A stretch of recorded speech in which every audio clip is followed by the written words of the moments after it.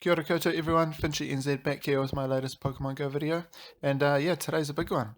So today is GoFest day one, and I definitely have lots of thoughts to share about how today went and how the event itself was.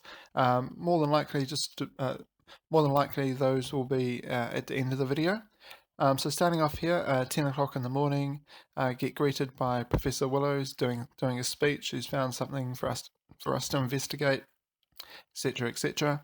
So starting off, we can see that the task for the special research is to take a snapshot of your buddy, use an incense, catch 20 fires, 20 waters, 20 grass, battle in 2 raids, and also make a new friend. So lots of encounters there to get, and as we can see, 10 incenses and also 20 great balls. So straight off the bat, it's looking like pretty amazing rewards.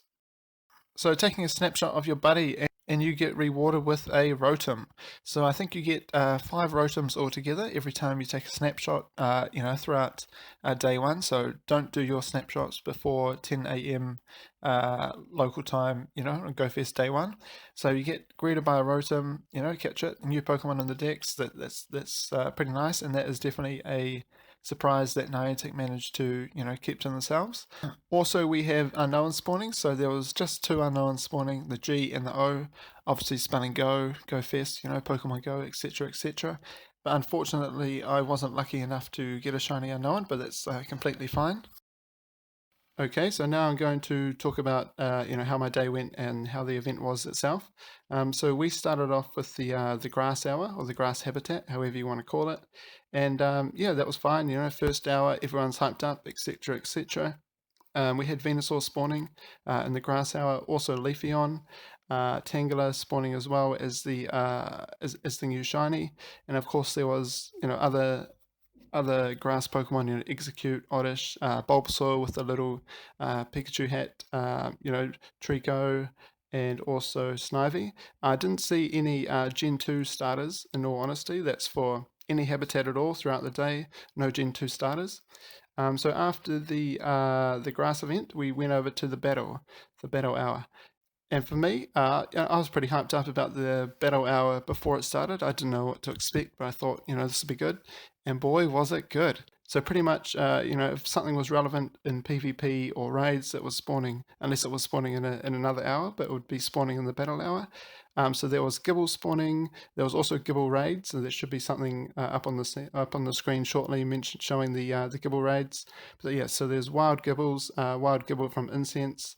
There was also Metatites, Sableyes, Machops, Skarmories, so Pokemon that are good both in raids and PvP. There was Stunfisk as well, just normal Stunfisk, not Galarian. So for me, I think the battle hour was definitely my favourite. And so moving on to the third hour, we had the friendship hour. And so judging by the spawns for the friendship hour, that was definitely for me and the group I was with. It was, the rest hour, if you want to call it that. So we got some food. There was, some interesting Pokemon spawning. The Jigglypuff, Clefairy, Wobbuffet, Woobat. So Woobat was the new shiny. We didn't actually realize that until, we checked online and we saw, but that was about half an hour through. But friendship was nice, and I must say the bonus for the friendship event was also pretty sweet. Getting one rare candy, one guaranteed rare candy each gift unlocked, so that was nice. And a little tip, if you're still yet to have your Go Fest, which you probably are, judging if you're watching this video. So a little tip, don't open your daily gifts until the friendship hour. That is because, of course, as I just mentioned, you get the guaranteed rare candy. So now the fourth hour was the fire hour. I thought the battle hour was good, but equally as good, in all honesty, was the fire hour. There was Heatmore spawning. Heatmore can be shiny. There was Litwick, Darumaka, Charizard's on Incense. There was Houndours if you need a Houndour. Don't forget Houndoom has a Mega Evolution. There was, the trash, if you want to call it that, the Numel and the Vulpix, but I gotta say, fire hour for me was quite honestly, literally was fire.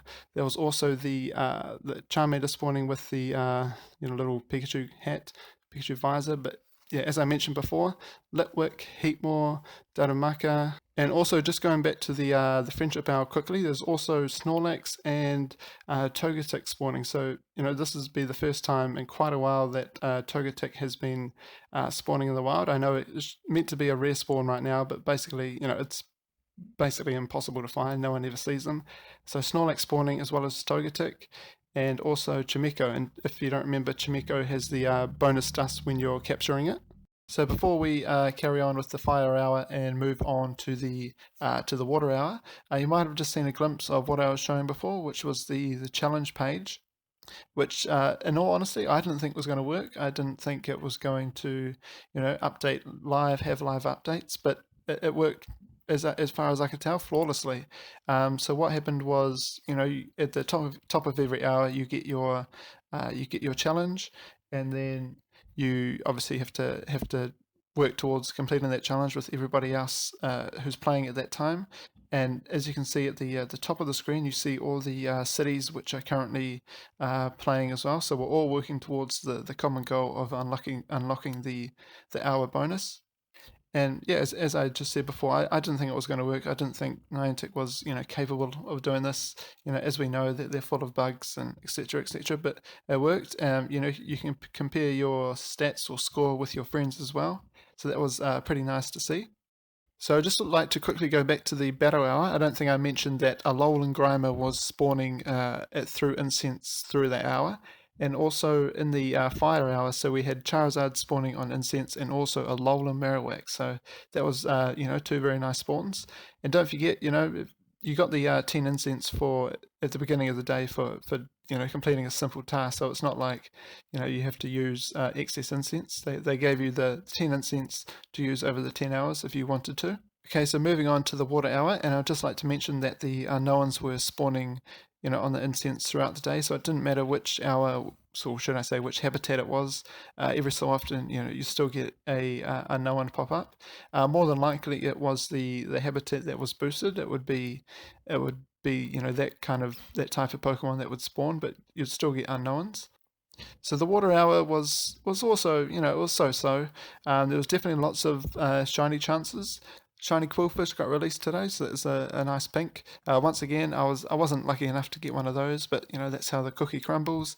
As you see on the screen, or maybe a little bit later, I'll show all the shinies I managed to get throughout the day.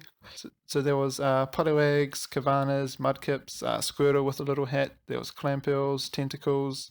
So all stuff that can be shiny, but obviously some of it is more useful than others.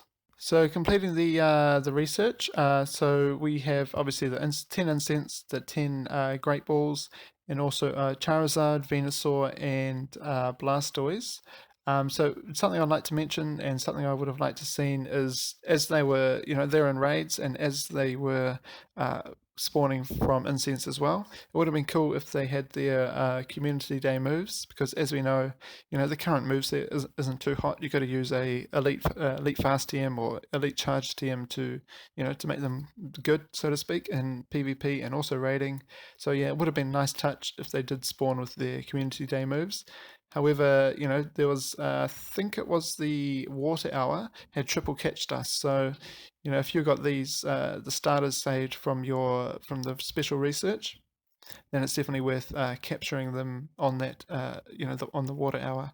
So overall, I'd like to think I definitely had fun with the event.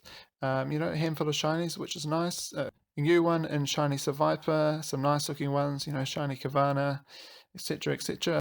There was plenty of Gibble spawning, and also everyone I was playing with, they got shinies as well, also new ones. I know someone got shiny Tangela, shiny Quillfish, etc., etc. Nobody got shiny Unknown in my group, but that's fine. As I mentioned before, some things you're not going to get everything, and some things need to stay rare, so that's nice.